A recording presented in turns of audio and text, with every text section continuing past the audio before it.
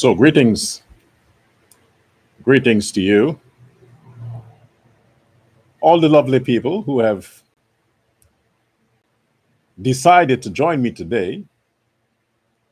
I thank you for your attention and for making the time, for being a part of this live today on the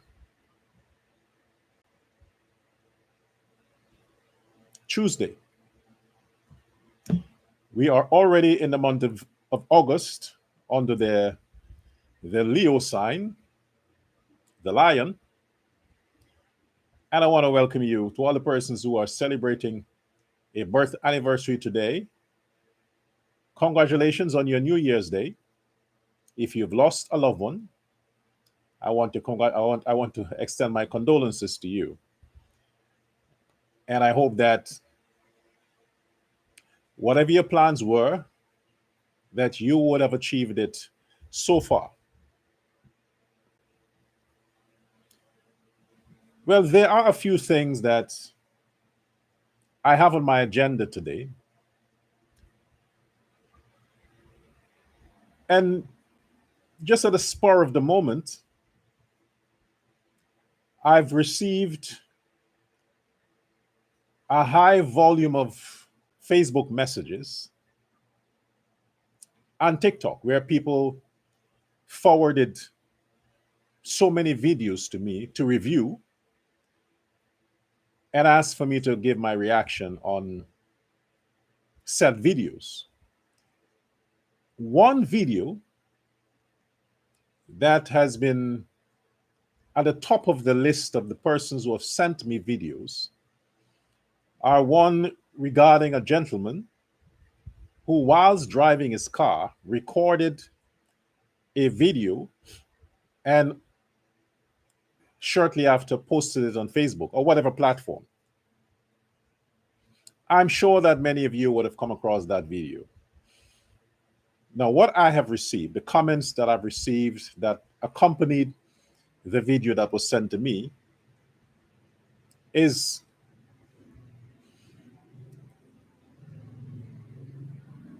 what a person have said is that they followed me for a while, and in all of my programs and my live and my videos, I've tried to maintain a state of being balanced and fair, while at the same time I have emphasized and stated emphatically of my unwavering stand and support for the People's Progressive Party Civic. Mind you, I have justified my reasons for doing so. However, whatever happens in the lives of members of the PPP, especially those who hold the power in the PPP, and therefore, as a consequence, they hold the power in the government. Whatever happens in their private life is none of my business. But if whatever happened in their private life affects their public's performance or the details of their private life was as a result of manipulation to affect their public performance, that I have a problem with. Because that means that will directly affect the way governance happened, the way everything happened at the top. And if at the top there are issues, it will filter down. It will find its way all the way down to the ghetto. That's how it happens. If you are having problems with your head, you would feel the effect in your toes. It don't just stop at the head. Discomfort in your head affects your entire body. It makes your entire body uninhabitable. All you want to do is just relax. You don't want to get out of bed. Everything is messed up. That is when something is wrong with your head. Let's take, for example, a simple cold. You know, the common cold that causes you to cough and to sneeze and to have runny nose and boo boo in your eyes and things like that. When you have a common cold and it's heavy to the point where you have an uncontrollable runny nose, your entire body is shut down. Shut down. And that is happening in your head. But it affects your entire body. So if in the seat of government, if the top is toxic, every other arm of the government will be toxic, and that will be so contagious that at the lowest of the low, you will get the worst of what's happening at the top. Because by the time it finds its way to your feet, all that dirt, all that bacteria, all that negative stuff is being trapped in whatever liquid is coming down. So when it comes at your feet, it is so terrible that you can get that scent from a distance. It brings all the nastiness down with it. So what's happening on the ground?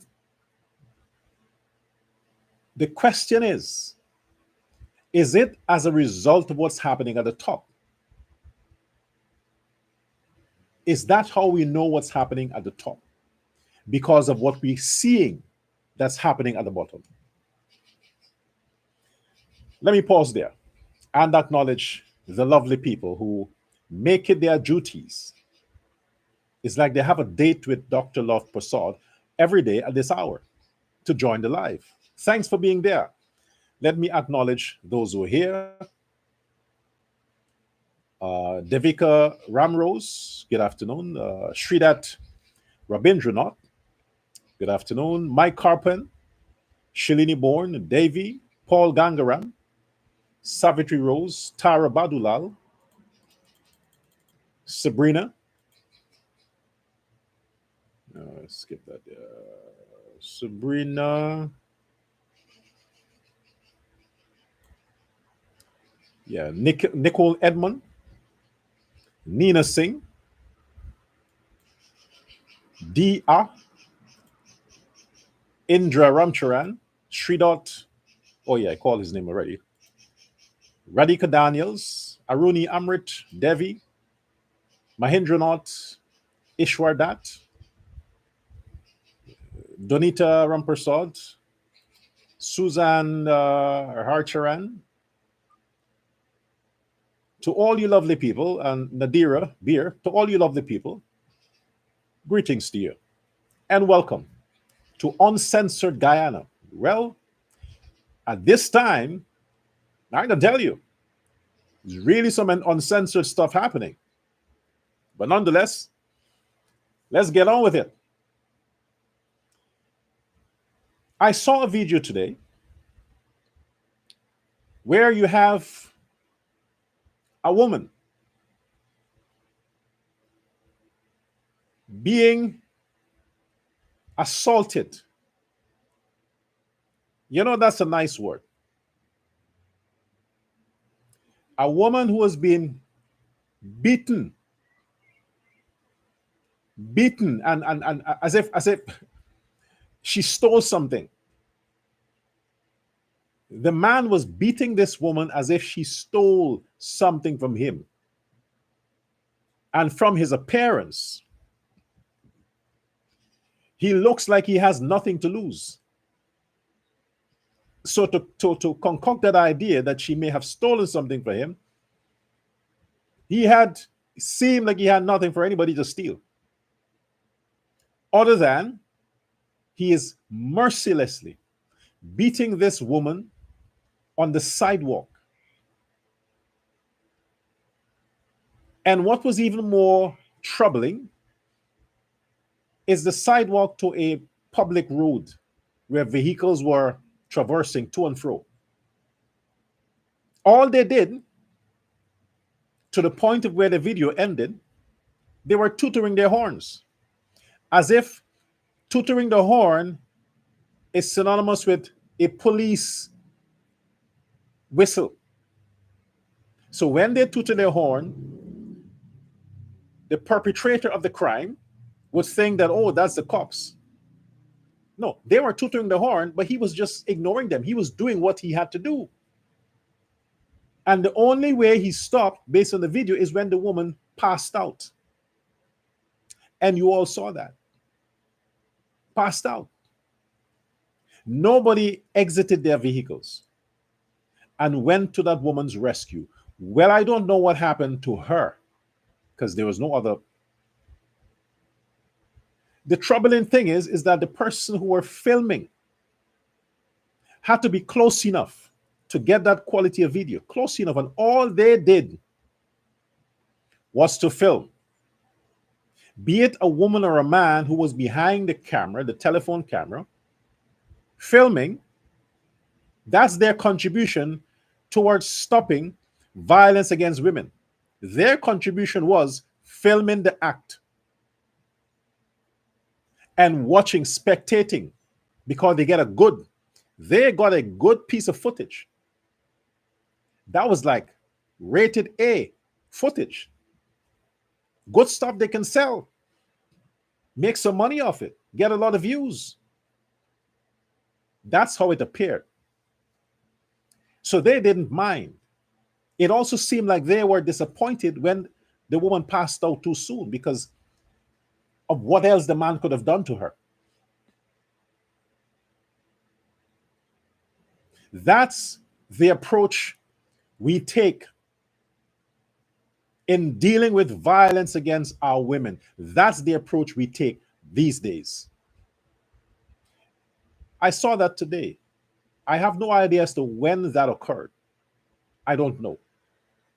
It is not AI generated. But that woman suffered a beating behind her neck that connect her neck, her shoulders to her head. That area of her spinal cord is a very, very sensitive area. Everything about her motor skills can be affected with the impact that I saw that man was doing on behind there, where the nerves center. That's why she passed out. She could suffer brain damage, spinal cord injury, even death, for what we all saw. And the passers-by who were close enough to do something about it. Close enough. But get on that. Those who were driving by saw what looked like a madman who happens to be black with some skin and a hideous looking face with raggedy clothing. They were scared the shit out of themselves to stop. It is out of fear they didn't stop of what the man probably would have done to them. They were afraid. If it was a little piece fella that can be easily overpowered, yeah, maybe people would have ran to her rescue. But the guy seemed to have some body with him, maybe the thug-like behavior. So it scared the shit out of those who were watching, so they didn't want to get involved because of their own cowardliness.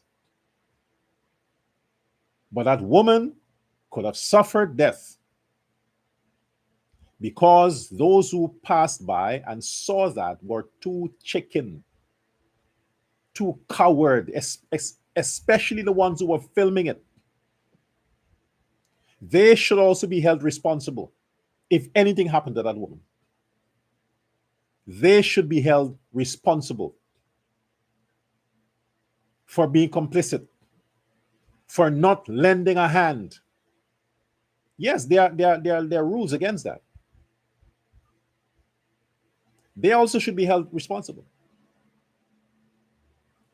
So, what would you say now if somebody had gotten involved and put a whipping on that man and he passed out? You're saying now that the person who jumped in to help the woman would be charged for a crime because he didn't know as to what amount of pressure to use in subduing the man from further inflicting harm to the woman? That the helper would have gotten in trouble? Yes. It always happens. The person who got involved to help the victim usually end up being charged. Usually. From the time the police get there. So most people, public spirited people, are afraid to get involved because their safety is also at risk, not from the culprits, but from the law. It's the same reason why a lot of policemen and women must restrain themselves when dealing with criminals. Because there you have it.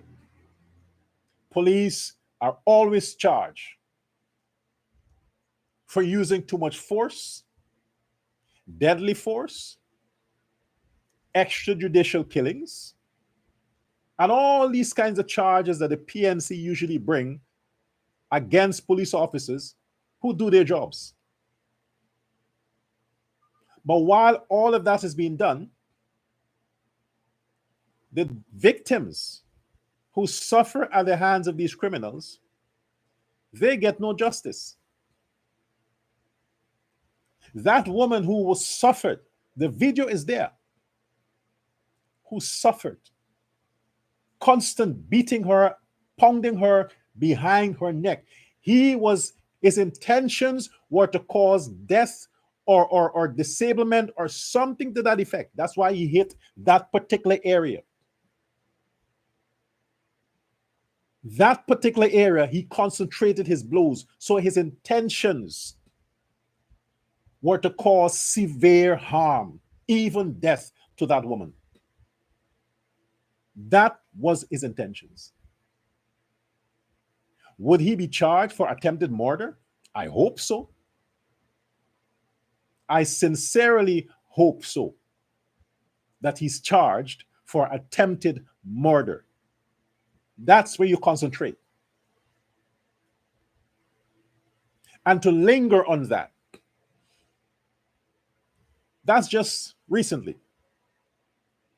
We are already aware of the killing of that teacher who was murdered by her ex-boyfriend, who was abusive to her. Again, what relatives usually say, they make several reports to the police about the abuse, but the police didn't take them serious. That's the stuff you always hear. How many times you also hear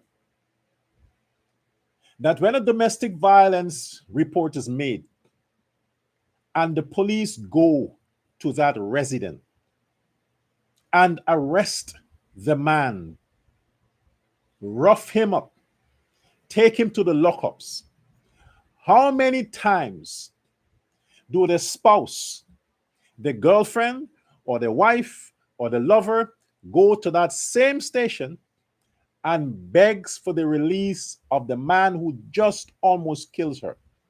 How many times? So the police are trained in how to deal with domestic violence situation. Because if you said, or they are alleging, that the young lady made several reports to the police, several, could it have been that the many reports that she may have made and he was arrested, that she herself went and begged for him? Could it be also that? So when they get into a fight and she reports to the police, they're like, oh, it's she again. You're going to go arrest him, then she's going to come, or whatever it is. They're going to talk it out. Because they'll break up and after a week, they'll come back together. Those are the things that usually happens. Women take these crocodile tears from men for real tears. If you think women can fake tears, you haven't seen a man cry yet. You want to know what fake tears are? Witness men cry. This is why men don't do it often, because it's hard to fake it. So that teacher, because she may have, I said may have, forgiven that abuser so many times, he thought she's desperate. If it's over, the person will know it's over. But how many times has it been over and you still took him back? So if he is alleging, or they are alleging, that he came to where she was and they had a fight because she didn't take his calls,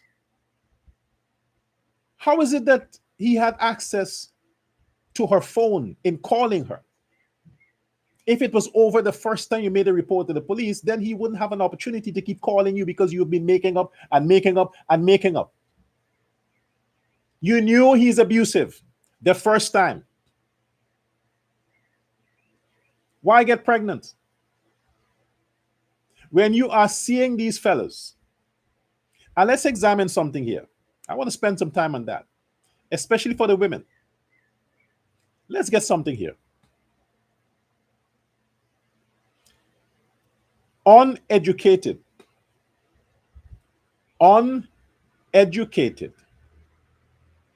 street hustlers,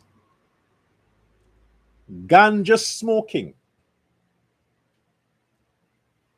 black young men are violent to women. Uneducated meant they can't write their names. They can't read a passage. All they do, they walk around all day with their pants sag below their asses as if they're advertising their butthole, with no shirt, all over the place.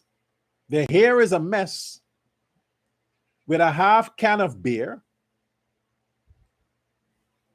liming by some supermarket, or they're always under some shed or somewhere. You must understand, those kinds are violent, potential murderers, criminals.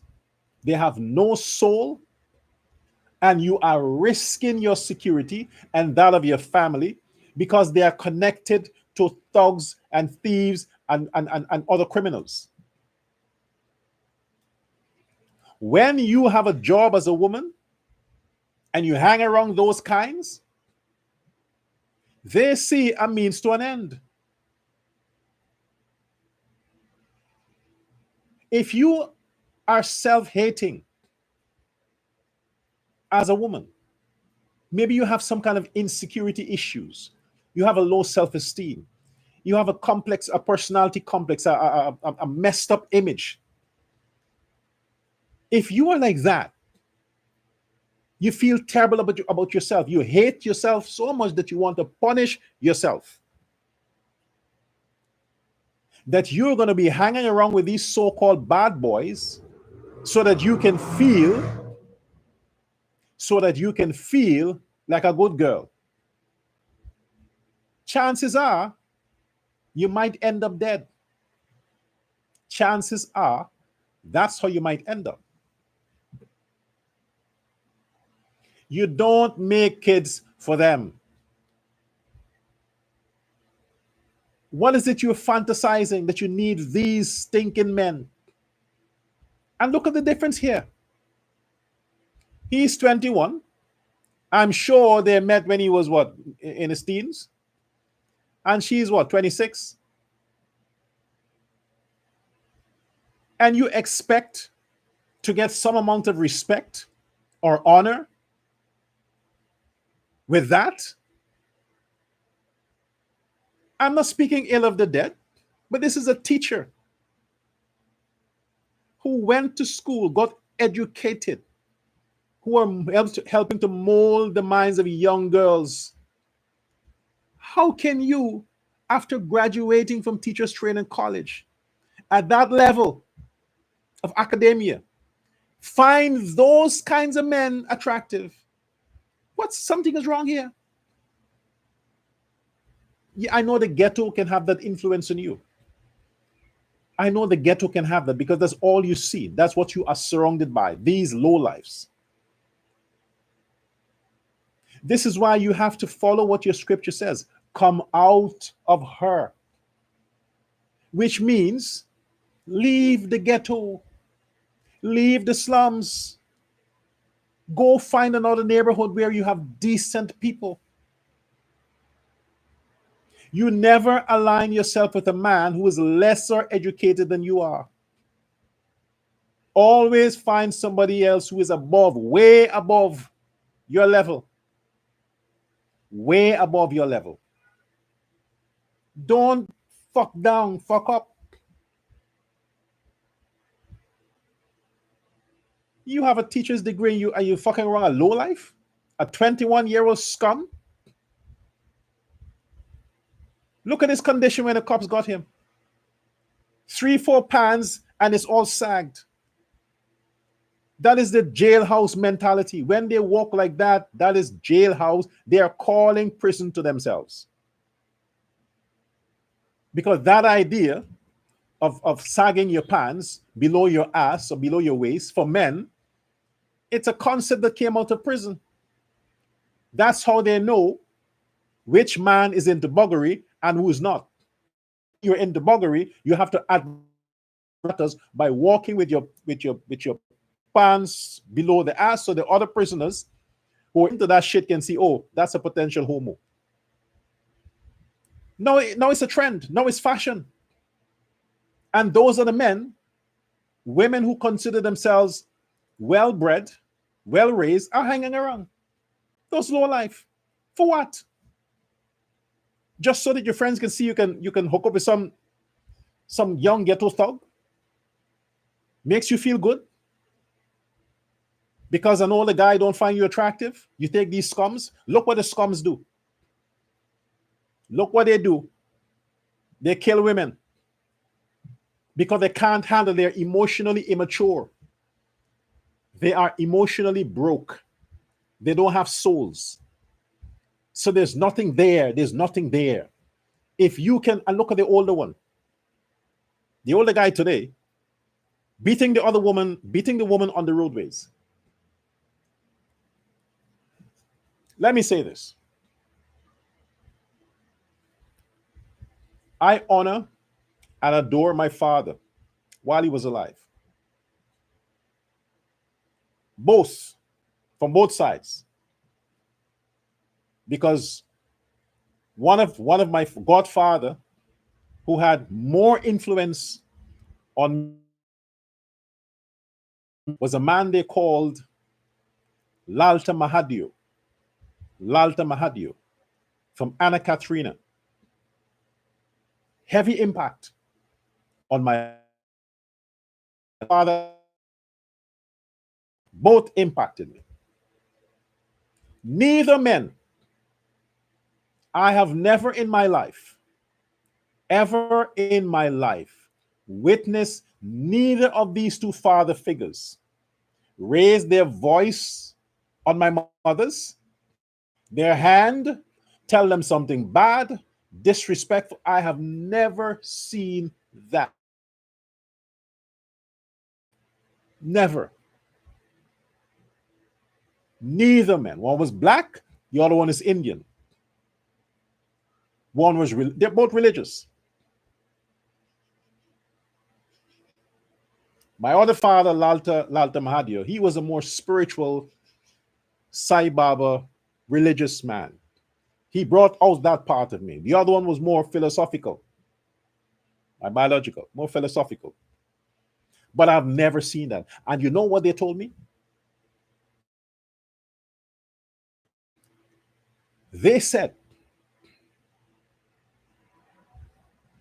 these hands that you have, not even animals, do you inflict harm using your hands. Both fathers told me that. They said, not even animals. And if you can be gentle to animals, what will justify these hands touching a woman in a way in which to inflict harm to her? What?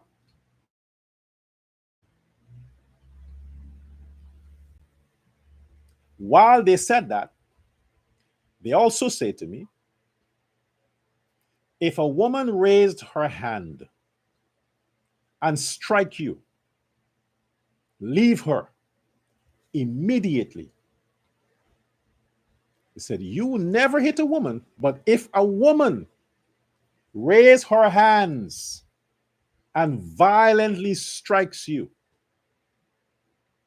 wife or no wife, children's mother or no children's mother, leave the bitch.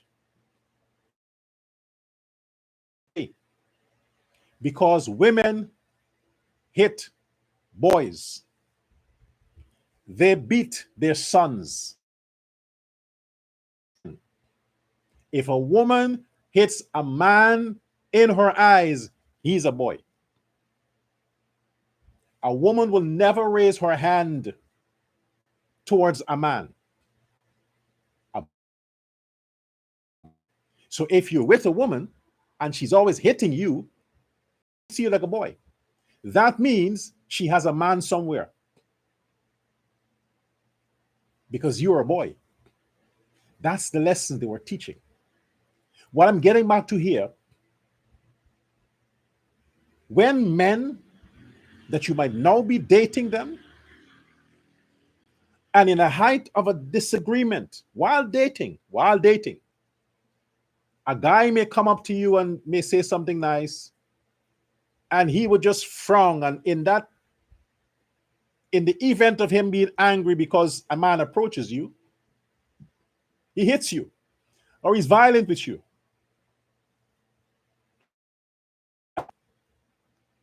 Honey, I'm sorry. I don't know what came over me. I'm sorry. Just forgive me. It would not happen again. You know, I love you, baby. I'm jealous. You know, please forgive me. No. That is a sign of things to come. When that happened while you had how rough, how it doesn't matter what you enjoy. That little funny side you might think the guy has, oh, he's so funny, he makes me laugh. Or, oh my gosh, he make me squirt.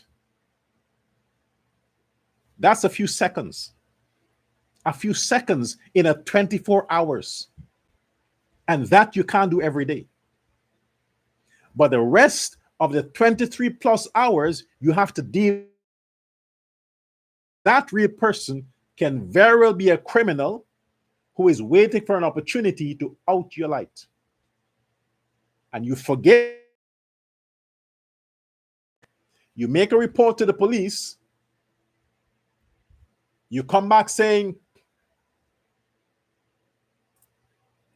oh, you're sorry.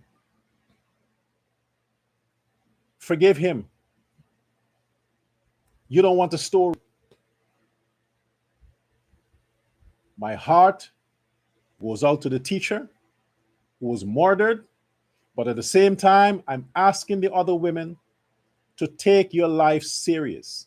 Women's life matter. Your life ain't worth the dick. It ain't worth the few laughs. It's not worth it. Understand that. At another time, I'll go a little more detail into this whole thing that you fucked up in your mind about. Today's not the show for that. On that note, again, we have a 16-year-old who died by a bullet wound in a ghetto area. Le Peniton, somewhere there. 16-year-old. And yes, black teen, Afro-Guyanese, 16-year-old, murdered. I don't care about stray bullet. She was murdered. Okay? Those criminals came because they have a beef with somebody who may have disrespected them for their ugliness, came with machine guns and they shoot indiscriminately. They don't give a shit who is there, and she's one of the victims. Dead. 16. Black teen. So let's count. The lady that was beaten on the street seemed to be a black woman. The black teen, the teacher is black. The one that was robbed in Mocha area, black. The one that almost got her life snatched out also, the broadcaster, black. So let's go. List them. List them. Keep counting. Keep counting. When will it end? When is that going to finish? Then you have the PNC on the other hand, with this ex-police officer who's endorsed Aubrey Norton and the rally, talking about he was sidelined because he didn't get a chance to become commissioner. Yes, a commissioner's appointment might be political. If a new government comes in place, they want their guy to take the place. How is that something hard to understand? I don't mind who the person in line is for commissioner of police is. If I am elected president, I want somebody that I can work with, somebody I can trust. So it doesn't matter who the one before was. I will take somebody that I can trust. And that may mean the one that was there for the PNC may not get picked because he is known to be a supporter of the PNC. Why the fuck would I want him? I'll take somebody that I can work with. That's how politics work. So former guy who was supposed Williams, don't take it personal. It's just politics. It's politics, buddy. And I think people get it now. Politicians who come into government usually put their own people in place in certain positions. That's the rules. That's the game. It's nothing personal. Nothing personal. Don't lose sleep over it. You want to support the PNC? That's your right. You're black. They're black. That's your right. We now understand Guyana is divided, and the persons who are responsible for that are the PNC. The PNC has to play race politics in order for them to secure some amount of seats in the parliament, so they are relevant. So they are relevant. They need that. They need to play the race game.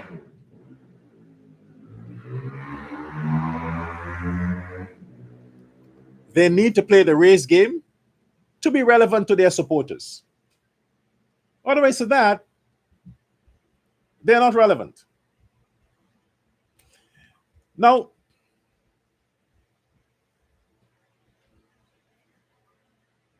I came across one of the videos I talked about this gentleman. What's his name? Okay, that's not important. Because I can't show it here due to the convenience, I'll try to play the audio and maybe you can, let's see if you can get, stay with me. I want to play it. It's raw, just the same way it's circulating on social media. Just listen to it. Who was involved in the massacre? Yeah, who was involved in the massacre when the little Christina girl got shot in her head? when the gang was leaving after the slaughter of the people in Lusignan. They hear that Wano was part of the gang. He was the mastermind of the gang. And as the gang leaving after slaughtering up and shooting up all them people, this little Christina girl. And that's the reason why they kill him. That's the reason why they kill him. Saturday fucking saw died because he was thought to be a Canadian informant. And inside Canadian informant. And somebody tell Jadgeo that fucking Saturday saw was a Canadian informant working for the feds. You sure you want to fucking sue me, scumbag? I know all your dirty fucking business. Huh? You want me to talk about Anil a little bit? You want to talk about fucking Anil a little bit? And the little Indian boy was shooting girl. Well, Anil Gidi got license. You sure you want to talk about that? You want me to talk about Anil fucking driver who committed suicide? I know the guy personally. I talked to the fucking day before. He didn't commit no fucking suicide. You're playing your mother's control with me. You're playing your fucking head and going to the bottom like me with all this information. I tell you I have information.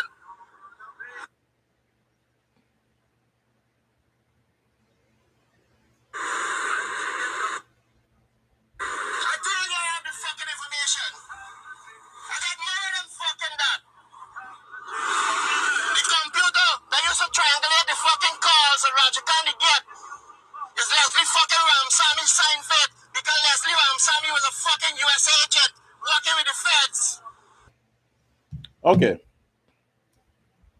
I hope you get a piece of that audio there. Now, my problem with this is an election season. Elections in Guyana is just about a month away. September 1st. A month away. All the things this gentleman is talking about are issues that would have allegedly occurred beyond 10 years ago. Now, he is making these allegations now about all these things regarding Bharat Jadgeo, alleging how Irfan Ali became the presidential candidate, something with video and all kinds of stuff and girls and all kinds of stuff. This is important because when you're talking about liable, this is the worst I have heard in terms of liable about allegations of whatever. But this, what this man is claiming, it's the worst. It's not only treasonous. If this man has any evidence to what he's saying, what he's alleging, if Bharat Jadgeo or President Irfan Ali were to take this man to court and sue him for libel, the only defense this man would have is the evidence. All that he's claiming, if he has evidence to support what he is claiming, then there's no liable suit that can come. He cannot be sued. Because in a court of law, he would have to defend what he's saying with the evidence. Video evidence.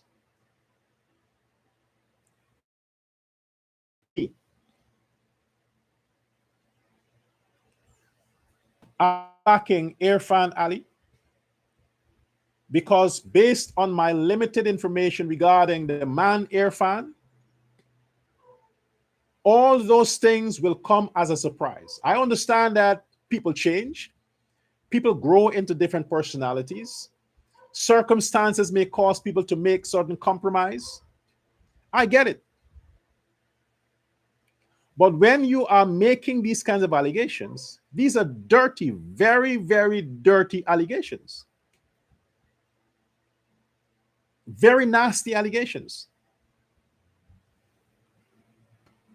The fact that I have not seen any response anywhere from either Bharat Jadgeo or Irfan Ali They should respond to it.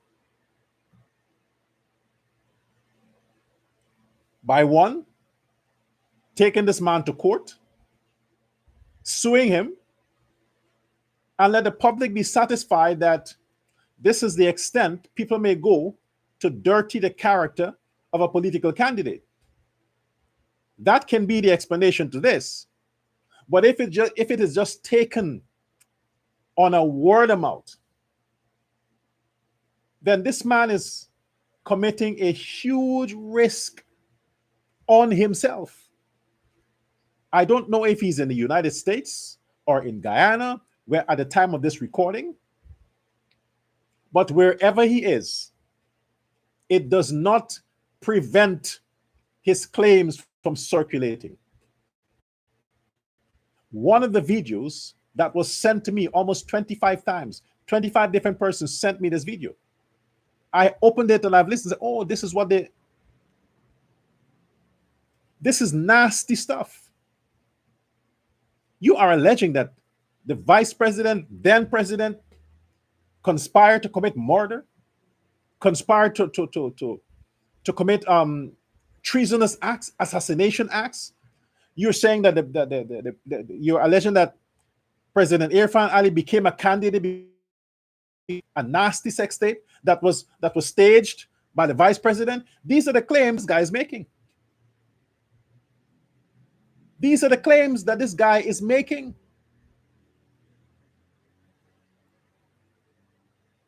You have seen how claims like this have devastated political leader and political hopefuls in other countries. The slightest hint of a sex tape involving an underage female caused many potential congressmen and women in America to resign, caused many presidential candidates to lose re-elections. What we need to understand is that people are people everywhere. This is why I've said before, it matters. While some of you, to you, you just brush it aside, but you are you. You think for just you. The average voter is not you. The average voter, these things affect them. They're thinking, is this true? Did Jagdeo conspire this? Did Irfan Ali this? They're questioning, and then they're piecing all of this thing that came out of the PNC camp, they're piecing it together. They're like, oh, that could have been true. Maybe this person was saying the truth. Maybe that person, because now you have an Indian man, one of those, coming out and making these allegations against his own kind. Remember what you said? The uncle of Azruddin Muhammad knows his nephew. Said because it's his nephew and their relatives. That's what happens across the board. If an East Indian Guyanese man comes out with all these kinds of claims that he was involved in the group, buddy, and he witnessed these things, he knows these things, what you think the non-Indian will say? Same thing. Well, they're all Indians together, and this man would not come out and say these things for nothing. Maybe it's true. The same sentiments you have when you say Muhammad's uncle knows him, the same sentiments other non-Indians have, and Indians, when they hear men like this making these claims. Maybe it's true. You would not question the motive. Your conclusion will be, maybe it's true. So the damage control must come from the president and the vice president. You have to address it. Failing to address it could be taken as an admission of guilt. Then people will think that because it's true. You have to think like the average voter. There are people on the fence, undecided. All this screaming and shouting on the campaign trail, or the podium, or the pulpit, on these mass rallies, all that makes no sense because the people aren't hearing that. They're coming out to support their candidates because it's like it's a fun time. They come out in their numbers, but they're not hearing what you're saying. They're seeing you. They like the idea of coming out, but they're not hearing you. When they get home on their telephones and these videos are popping up, that's what they're listening to. That's the messages they're hearing because they're the only ones there on their phones taking in that information, dwelling on it, questioning their position. That's what matters. So, in the same way, the president and the vice president shouldn't address these issues on the campaign trail, should do the same thing. All these things that are circulating, and Jagdeo likes to address these things, but address this. Tell the people, is it true? These allegations, forever you've heard that Roger Khan, Jagdeo, Roger Khan, this, I've heard that forever. But yet there was no actual evidence to that.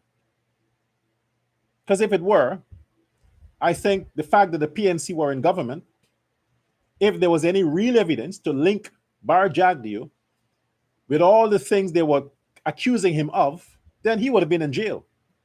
The PNC will not allow that to slide. The fact that Jagdeo is where he is, it meant that all the allegations were just allegations. Now we have elections a month from now. People would tend to forget that all these things were dismissed in the past. This is resurfacing, getting their attention. It has to be addressed. While they scroll away from all the manifesto promises and all the nice things that's happening, when they open their phones, they're seeing that thing on TikTok, on Facebook. Oh, Irfan became a candidate because of this. And they're thinking, who is the president? Jagdeo or Irfan? And if Jagdeo is the president, could it be true what this man is saying, that this sex tape was made to control President Irfan to do Jagdeo's bidding? If that's the idea that is coming out, both men must put it to rest. Addressing it because it keeps coming. It keeps coming, especially now. Irfan Ali has to take certain actions that is unpopular with Jagdeo. For example, if Jagdeo says, make Monday a holiday, and he's going out saying, I want Monday to be a holiday, and Irfan says, no, fuck it, I want Friday to be a holiday, I'm the president, and that thing comes in the public sphere, then people will see, there's no way that Jagdeo is controlling Ali, because Ali made him see who the real boss is. But if it is perceived that the vice president is making the decisions, but allowing the president to announce these decisions, then what this man is claiming would have some kind of credibility. That maybe the vice president is controlling the president. It's not a case as an advisor. It's like the vice president is dictating what happens in policy, not the president. But the people are thinking that it is the president. This is what this man is trying to push. I have heard those sentiments long before I ran into this video. I've heard people talk about that. And on many of my videos in the past, I expounded that Irfan is the president, not Bharat Jadgeo. But still, when I do that, people are telling me, no, you're wrong. Look at this, look at this, look at this. It can be a conflict of interest. A conflict of interest. Because if the country wants Irfan Ali to be president, but then the perception that is being peddled that Irfan is not the president, it is Bharat Jadgeo. What do you think happens? It is the same thing. People will think voting for Muhammad is voting for the PNC. So you don't vote for any of them because one or the other is the same. Now we have the issue with Jadgeo and Ali. Do we vote or Jadgeo? A vote for Ali is same voting for Jadgeo. So either way, what are we going to do? Stay home. It's pointless.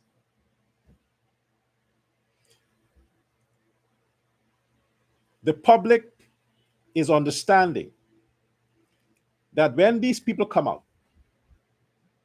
and are talking against the president and the vice president or the PPP this way, and the people who are talking like that are East Indian Guyanese, it raises questions. The average person is asking themselves, why would usually Indians don't turn against each other? They stand in solidarity. Why would they now choose a time like this to try the PPP, try to undermine the foundation that could cost them the elections? Why would they take that risk? Is it jealousy? Is it a personal vendetta against Jadgeo or Ali? Why would they want to risk losing the country to the PNC? It's not something the typical Indian will do.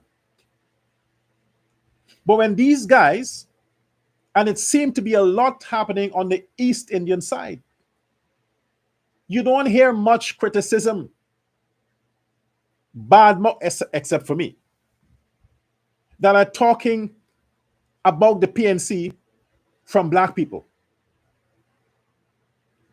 They know the evil ways of the PNC. They all do. But they are not using their platform to remind people of the evil of the PNC, of the ills of the PNC, of the damage the PNC has done during their 5 years in office from 2015 to 2020. No, they're covering that.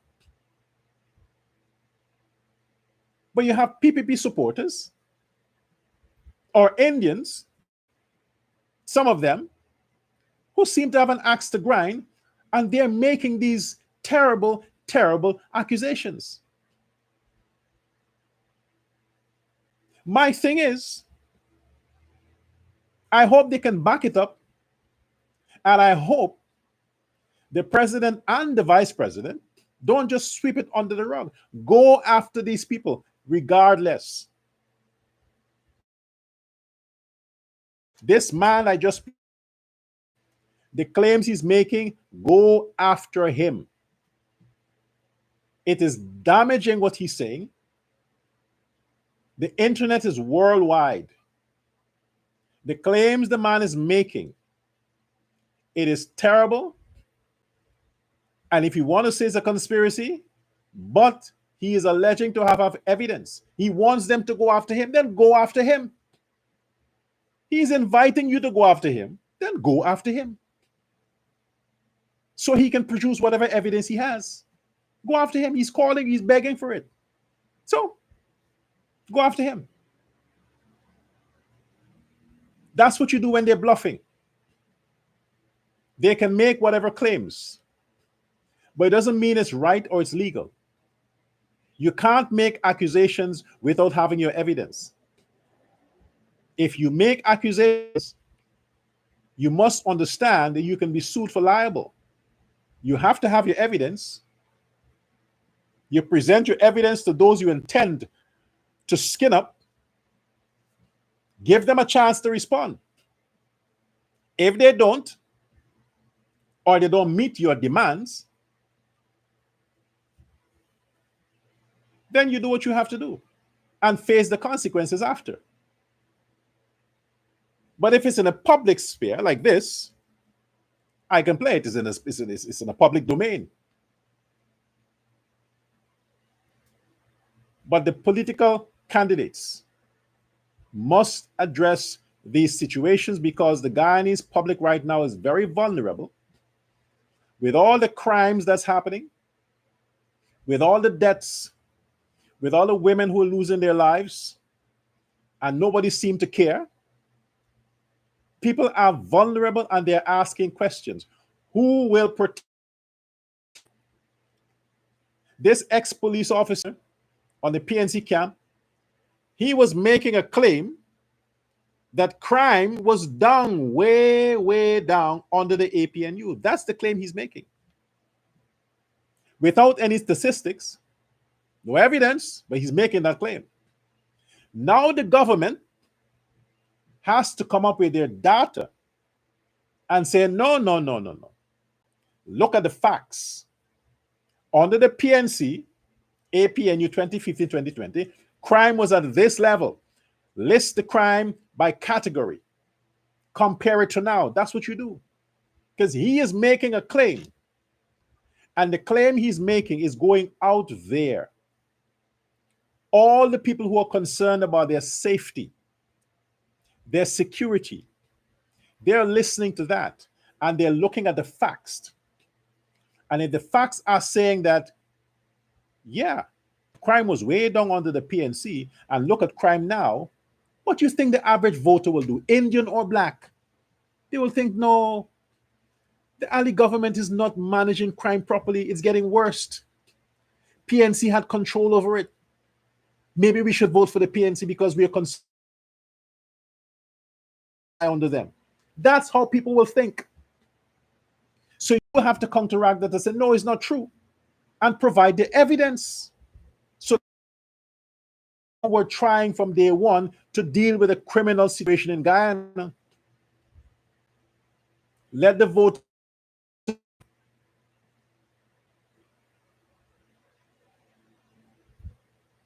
Too many lives are being lost. Too many of our women are sacrificed. Their lives are cut short. Their families, their children. Too many. How many more has to go before the government does what it must? Does what it must. Look at the past. Look at how crime was under control when they had the death penalty, when they had whipping and lashing and the cat, yeah, somebody said cat tails. Look at how the crimes were. People could have slept with their doors open. You brought this human rights thing, you stopped it, and look at crime. Now you have 21-year-olds murdering people. You have 16-year-old boys breaking and entering. You have all these guns on the streets and no justice. They're hiding these people and treat them accordingly. You have the PNC and the opposition calling for justice for criminals.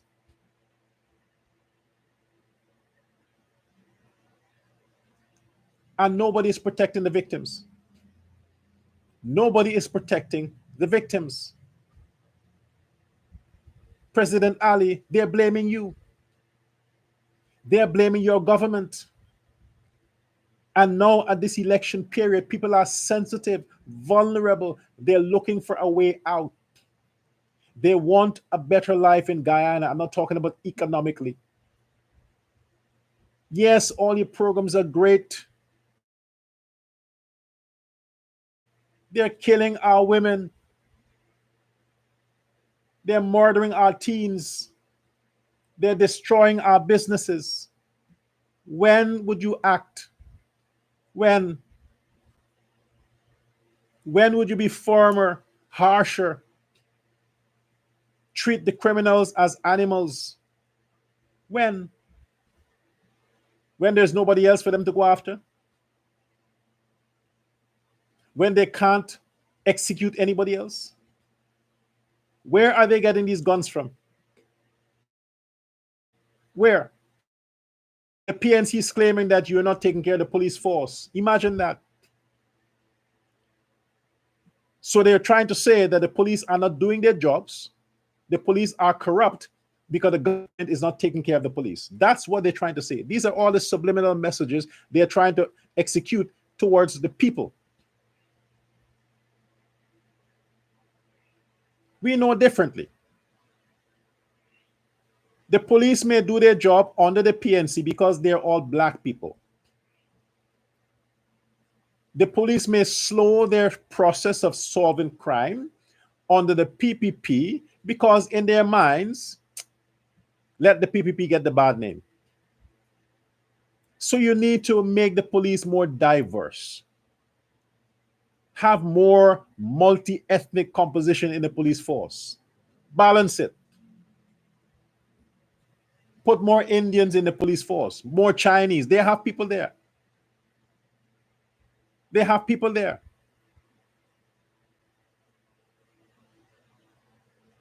Give them more incentives. Don't let the PNC promise your police increases and all kinds of stuff. No, you should be doing that. People are attracted to what seems better.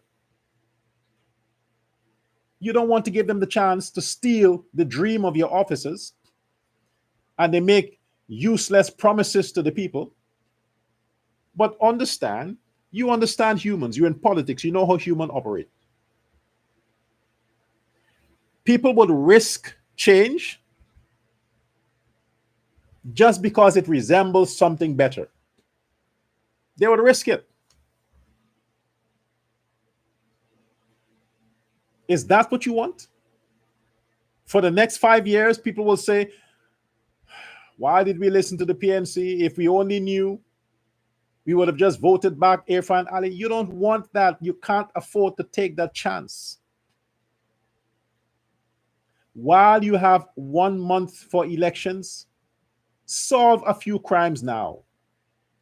Loose the police and the dogs. Find these criminals. Let the public see that they can be safe. Understand that their men will protect them. Their men in the law enforcement field will protect them. Let them know that. Give them some hope. So many women, just under a week, young and old, dead by the hands of violence from who? Mainly black men. Mainly black men. From where? The ghetto. The ghetto. They are murdering our women. They are killing our women. They are robbing our women a chance for life, to give life, to sustain life, to create life. They are robbing, they're taking that opportunity from them. Why can't we put an end to that? And what is most disgraceful is that these men might end up getting bail or get some light sentence. If it's life in prison, good. But still, it's a waste of taxpayers' money. Give them the death penalty. Give them the death penalty. And that wanted bulletin you see on the front of my thumbnail there, help the who raped that Amerindian woman, help the police to find him. I want to see on the news that he is being found, arrested. If you know where he is, help the police to find him. Give him up. Give him up. Show solidarity with our women. Those ugly animals with the nasty private parts, diseased filth, are putting that filth in the virtuous women that we have in our society. She made a mistake. She went to a den of thieves. She made a mistake. The rest of you will learn. Why are you going to clubs? Unless you're a bitch or you're a whore and you're prostituting, what are you doing in a club? What are you doing in a club 2 and 3 a.m. in the morning? drinking and dropping ecstasy and all this kind of shit. Unless you are a prostitute, a whore, a lowlife, you have no decency, you are an outcast as a woman. Unless you are that, what justification you have as a female being in a club amongst thugs and thieves and murderers, smoking marijuana and cocaine and popping pills and all these kinds of drugs, and you expect to come out a virgin? You expect to come out safe? A lot of you might come out safe, but all the hell you went through there, you go home all embarrassed and ashamed, and you show up in your church and on your job the next day looking all sanctified. Only God knows the bitchy stuff you did the night before. And some decent guy, some nice, bookworm, nerdy guy might get blown away with your nice face and thinks that your personality accompanies that cute face and finds himself in a relationship with you, not knowing the pussy you're giving him should have been on retirement, should be offline, locked down. It's dug out. All the nerves are damaged by all them club dick you took, all them one night stand, all them quickie while you drink and drunk and high and don't even know what the fuck just happened. He would never know unless somebody feels sorry for him and say, hey, what you doing? That's a bitch. She used to club hunting back in the day. What you doing? You can find better girls than that. Unless that happens, his life will be full of misery, pain, simply because a lot of you women, you're bored with your life. You think you want to live. You think being alive is being at the club where you wear this see-through thing, this see-through clothing, and your your thong. You leave your house. You left your house with clothing, netty clothing, so your bra and your panty can be seen. And men would see that and think about sex to be respected. That the guys were like, oh my gosh, she has a nice body. Wow, that's no. You are a bitch. You are a whore. When you dress like that, you are a whore. You want to be attacked. You're called, you ask, you're begging for it. Your fantasy to be gangbanged. That's what you fantasize. You look at all these porn videos and you see these women and you're like, wow, you won the experience. You lost the experience, but to round up a few men and say, hey, all of you gangbang me. No, because you don't want to be seen like this woman that has a well for pussy. So you go to the club, pop the pills, and have the guys pull you in. Yeah.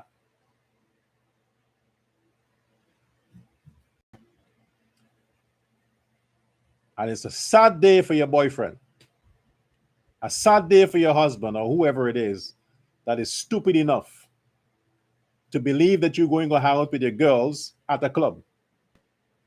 Sad day. No, I'm not saying that I'm immune from that. I'm not saying that. What I'm saying is, if ever I find myself in that position, if ever, and I learned about it, that some woman that I'm fucking around had a good time at the club, in her view, popping pills or drinking alcohol and them shit like that. And when she told me she's going to a birthday party with her sister and her niece and her cousins. Is this a family thing? And she ended up in some fucking club with a bunch of dicks. If ever I am unlucky, So unfortunate to experience that and then to hear about it. I will do myself a favor. I will do myself a favor and become a monk. You know what a monk is, right? Fuck women. I'll become a monk. I'm done. Because a genius like me would be so unfortunate to end up with bitches like that can trick me in that position that she gone and fuck around all these guys at a club. And I learned about it after and to know that that's the pussy I've been fucking. That is so damaged and I couldn't tell. Well, when your dick is a certain size, even if a pussy is damaged, you can't tell. Because every hole feels tight to you. You know what I mean? But if I learned about that shit after, I would be so pissed with myself. To like, hey man, why didn't you see that's a bitch you were fucking around? I'm going and become a monk. A Hindu monk. I'll shave. Oh, my head is already shaved. I'm done with this shit. Celibacy. Yes. Because that's how serious I am. When you take a thug from the club, that's what you get in your house. You women, if you have your standard, you hold yourself high. Show me your friends. And I can tell you if you are a lady or a bitch. Be a lady. Associate yourself with women of class, standard. Don't bring the filth in your house. You bring some gangster and introduce him to your parents. Then they're crying because he's abusing you. Save your life, ladies. Fuck up. Not down. Leave the ghetto for the sluts and the whores and the vagabonds. You are a high-class female. Live like one. Think like one. Behave like one. Until next time. This is Dr. Love Prasad saying, and Prasad means, for some of you who have these fucked up ideas, Prasad simply means precious gift. Okay? Precious gift. That's what Prasad means. It came from the word prasad. When you have a function, they make that sweet prasad thing, the cake and they offer. Prasad, which means precious gift. Okay? Until next time.